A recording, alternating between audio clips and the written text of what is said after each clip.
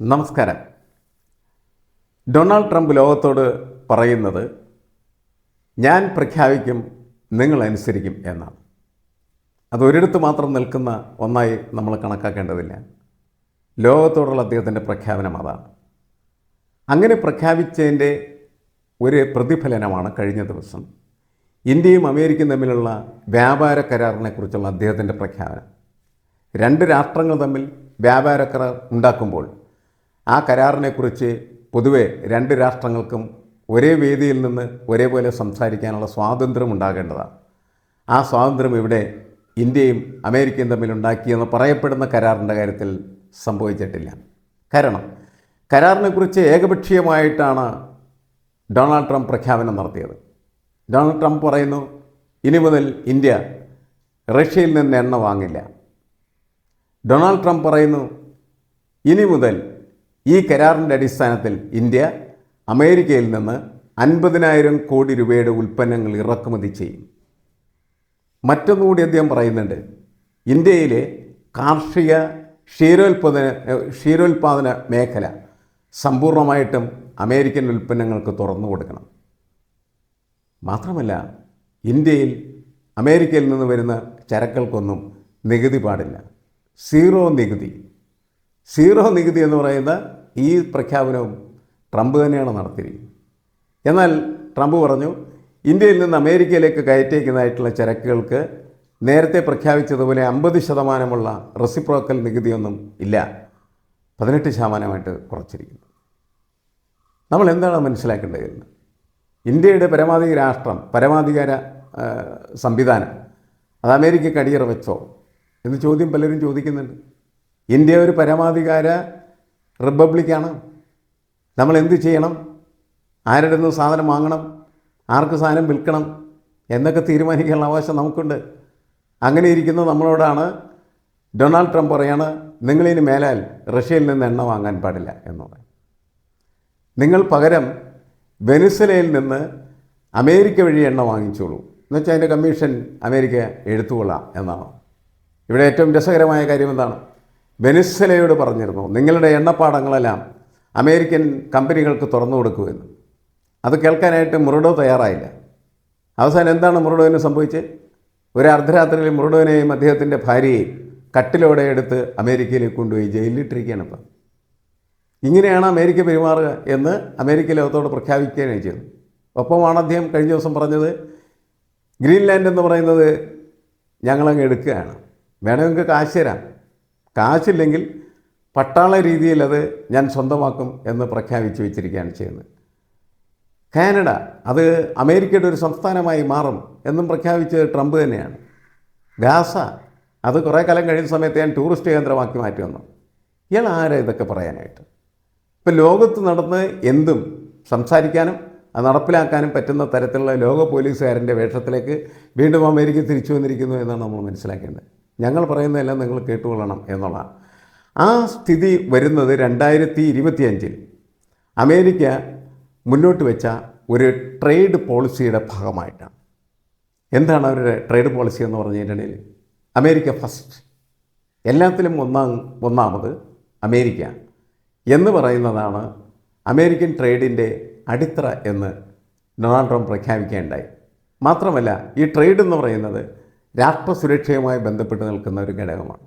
രാഷ്ട്രത്തിന് സുരക്ഷിതത്വം ഉണ്ടാക്കാൻ പറ്റുന്ന തരത്തിലായിരിക്കും തൻ്റെ പ്രവർത്തനങ്ങളെന്ന് പറഞ്ഞു കഴിഞ്ഞാൽ ഈ ട്രേഡിൻ്റെ എല്ലാ നിയമവ്യവസ്ഥകളും അതിനനുസരിച്ചായിരിക്കും മുന്നോട്ട്. അമേരിക്കയ്ക്കെതിരെ നിൽക്കുന്ന എല്ലാ രാഷ്ട്രങ്ങൾക്കുമെതിരെ അതിശക്തമായിട്ടുള്ള ചുങ്കം ഏർപ്പെടുത്തും. നമ്മൾ റെസിപ്രോക്കൽ ടാക്സസ് എന്ന് പറയുന്നത് അങ്ങനെയാണ്. ചില രാഷ്ട്രങ്ങൾക്ക് 25%, ചിലതിന് 50%, ചിലതിന് 100%. അങ്ങനെ കച്ചവടത്തിലൂടെ മറ്റു രാഷ്ട്രങ്ങളെ അടിപ്പെടുത്തുക എന്ന് പറയുന്ന മനോഭാവമാണ് ഈ ട്രേഡ് പോളിസിയിലൂടെ അമേരിക്ക നടപ്പിലാക്കിക്കൊണ്ടിരിക്കുന്നത്. ഒരുപക്ഷെ അത് അമേരിക്കയ്ക്കും ചില ഘട്ടങ്ങളിലൊക്കെ തിരിച്ചടിയായിട്ട് മാറിയിട്ടുണ്ട് എന്നുള്ള കാര്യത്തിൽ തർക്കമില്ല. കാരണം ഇതിൻ്റെ ഭാരം മുഴുവനും റെസിപ്രോക്കൽ ടാക്സസ് ഏർപ്പെടുത്തുന്ന സമയത്ത് അമേരിക്ക 50%, മറ്റ് രാഷ്ട്രങ്ങൾക്ക് ടാക്സ് അടക്കാനായിട്ട് തീരുമാനിച്ചാൽ ആ രാഷ്ട്രങ്ങൾക്ക് തിരിച്ച് അമേരിക്കയ്ക്കും 50% ടാക്സ് അടക്കാനായിട്ട് കൊടുക്കാനായിട്ട് കഴിയും. ഇപ്പോൾ ലോകത്ത് നടന്നുകൊണ്ടിരുന്ന വളരെ സുഗമമായി നടന്നുകൊണ്ടിരിക്കുന്ന വ്യാപാര സംവിധാനങ്ങൾ മുഴുവൻ അട്ടിമറിക്കുകയാണ് ഡൊണാൾഡ് ട്രംപ് ചെയ്തത്. ആ അട്ടിമറിയൊക്കെ അദ്ദേഹത്തിൻ്റെ രാഷ്ട്രത്തിന് മെച്ചമുണ്ടാക്കുന്നതിന് വേണ്ടിയിട്ടുള്ള പ്രവർത്തനങ്ങളായി മാറിത്തീരുകയാണ് ചെയ്യുന്നത്. എന്നുവെച്ചാൽ ഈ രാഷ്ട്ര നയതന്ത്രം എന്ന് പറയുന്നത് ഡൊണാൾഡ് ട്രംപ് മാറ്റി എഴുതി. രാഷ്ട്ര നയതന്ത്രം എന്ന് പറയുന്നത് മുൻകാലങ്ങളിൽ ഒരു രാഷ്ട്രവും മറ്റൊരു രാഷ്ട്രവും തമ്മിലുള്ള വളരെ മര്യാദപൂർവമായിട്ടുള്ള രാഷ്ട്രബന്ധമായിരുന്നു. അതിനാവശ്യമായിട്ടുള്ള നയതന്ത്ര സമീപനമാണ് സ്വീകരിച്ചിരുന്നതെങ്കിൽ ഡൊണാൾഡ് ട്രംപ് അത് മാറ്റി എഴുതുകയാണ് ചെയ്യുന്നത്. വ്യാപാരത്തിൻ്റെ, കച്ചവടത്തിൻ്റെ കണക്കുകളിലൂടെ മാത്രം രാഷ്ട്രങ്ങൾ തമ്മിലുള്ള ബന്ധത്തെ പുനർനിർമ്മിക്കുന്ന പ്രക്രിയയിലേക്ക് ഡൊണാൾഡ് ട്രംപ് പോയി എന്നുള്ളതാണ്. അതുകൊണ്ടാണ് ട്രേഡ് പോളിസിയുടെ പേര് തന്നെ ഫസ്റ്റ് അമേരിക്ക എന്ന് പ്രഖ്യാപിച്ചിരിക്കുന്നത്. ഈ ഫസ്റ്റ് അമേരിക്ക എന്ന് പറയുന്ന പോളിസി നടപ്പിലാക്കാൻ ശ്രമിക്കുന്ന സമയത്ത് അമേരിക്കയുമായി ബന്ധപ്പെടുന്ന എല്ലാ രാഷ്ട്രങ്ങളുടെയും ട്രേഡുകളെ, അവരുടെ വ്യാപാര സംവിധാനങ്ങൾ മുഴുവൻ തകർക്കേണ്ടതിന് ആവശ്യമായിട്ട് വരും.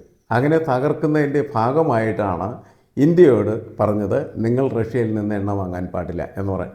നമ്മൾ വാങ്ങുന്ന എണ്ണയുടെ 38% ഇപ്പോൾ റഷ്യയിൽ നിന്നാണ്. നമുക്ക് 2 ഗുണങ്ങളാണ് അതിനകത്തുള്ളത്. ഒന്ന്, വിലക്കുറച്ച് റഷ്യൻ എണ്ണ കിട്ടുന്നു.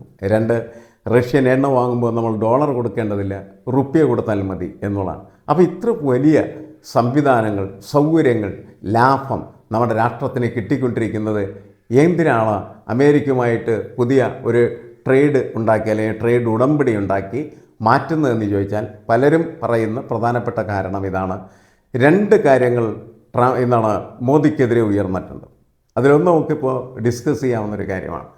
മോദിക്കെതിരെ ഉയർന്ന ഏറ്റവും പ്രധാനപ്പെട്ട ആരോപണം, അമേരിക്ക പറയുന്നതെല്ലാം കേൾക്കാനായിട്ട് മോദി തയ്യാറാവുന്നത് അദാനിക്കെതിരെ അമേരിക്ക എടുത്ത നിയമപരമായിട്ടുള്ള നടപടികളെ റദ്ദ് ചെയ്യുന്നതിന് വേണ്ടിയിട്ടാണ് എന്നുള്ളതാണ്.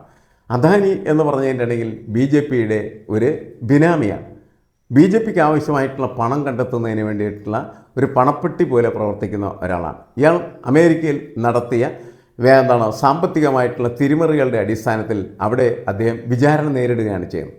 ആ വിചാരണ കടുപ്പിക്കാതെ അദാനിയെ സംരക്ഷിക്കുക എന്ന് പറയുന്നത് ഒരു പ്രധാനപ്പെട്ട പ്രശ്നമായിട്ട് മോദിയുടെ മുന്നിൽ വന്ന സമയത്ത് ട്രംപ് മോദിയോട് പറഞ്ഞതാണ്, അദാനിയെ ഞാൻ ഇപ്പോൾ ഞെക്കി നിർത്തിയിരിക്കുകയാണ്, ഞാനിവനെ വെറുതെ വിടാം, ഞാൻ പറയുന്ന രീതിയിൽ നിങ്ങൾ ഒരു വ്യാപാര ഉടമ്പടി ഉണ്ടാക്കാനായിട്ട് തയ്യാറായാൽ മതി എന്നാണ് പറഞ്ഞത്. അങ്ങനെ ഉള്ള രഹസ്യ സംഭാഷണത്തിൻ്റെ അടിസ്ഥാനത്തിലാണ് അവസാനം അമേരിക്കയും ഇന്ത്യയും തമ്മിൽ ഇത്തരത്തിലുള്ള ഒരു വ്യാപാര ഉടമ്പടി ഉണ്ടാകുന്നത് എന്നാണ് പറയപ്പെടുന്നത്. ഇതിലുള്ള ഏറ്റവും വലിയ അപകടം എന്താണ്? ഇന്ത്യയുടെ കാർഷിക മേഖലയും അതേപോലെ തന്നെ ക്ഷീരോത്പാദന വസ്തുക്കളെ അല്ലെങ്കിൽ ക്ഷീരമേഖലയെ വലിയ തരത്തിൽ പ്രതിരോധത്തിലാക്കുന്ന ഒന്നാണ്.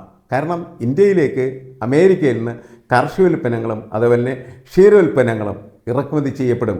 അങ്ങനെ ഇറക്കുമതി ചെയ്യപ്പെടുന്ന ആ ഉൽപ്പന്നങ്ങൾക്ക് സീറോ നികുതി, ഒരു നികുതിയുമില്ലാതെയാണ് ഇങ്ങോട്ട് വരും. അങ്ങനെ വരുന്ന ആ സാധനങ്ങൾ ഇന്ത്യൻ മാർക്കറ്റിൽ എത്തിക്കഴിഞ്ഞാൽ ഇന്ത്യയുടെ സ്വദേശി ഉൽപ്പന്നങ്ങൾക്ക് മാർക്കറ്റിൽ വിറ്റഴിക്കപ്പെടാനായിട്ടുള്ള സാധ്യതയാണ് തകർന്നു പോകുന്നത്. എന്നുവെച്ചാൽ അതിൻ്റെ അർത്ഥം ഇന്ത്യയുടെ ഈ കാർഷിക മേഖലയും അതേപോലെ തന്നെ ഈ ക്ഷീരമേഖലയും തകർച്ചയെ നേരിടും എന്നുള്ളതാണ്. ഇന്ത്യയിൽ വലിയ ഒരു സമൂഹമാണ് ആ തകർച്ചയ്ക്ക് വിധേയമാകാനായിട്ട് പോകുന്നത്. ഇത് കടുത്ത വെല്ലുവിളിയായിട്ട് BJP സർക്കാരിനെ വരും ദിവസങ്ങളിലും മാസങ്ങളിലും ഉയർന്നു വരാനായിട്ടുള്ള സാധ്യതയുണ്ട്.